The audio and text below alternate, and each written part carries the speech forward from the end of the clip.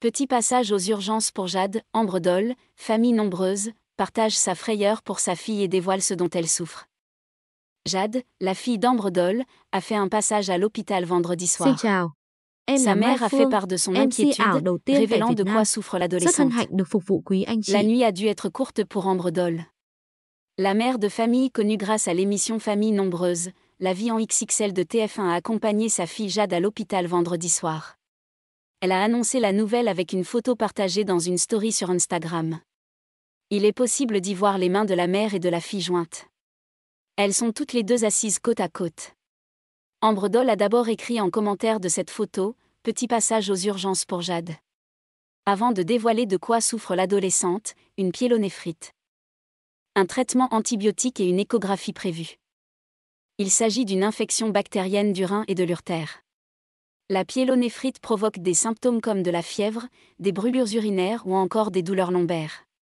Elle se soigne par un traitement antibiotique. Ce que confirme Ambre Doll, qui a encore indiqué dans la même story que le traitement antibiotique de Jade devait juste être prolongé.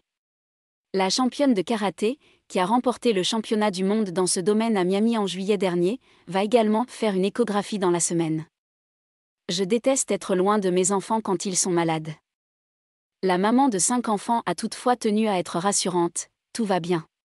Et d'expliquer qu'il est facile de s'inquiéter trop facilement quand on est mère, et même lorsque nous sommes infirmières aux urgences, a-t-elle encore confié sur Instagram en écho à sa profession.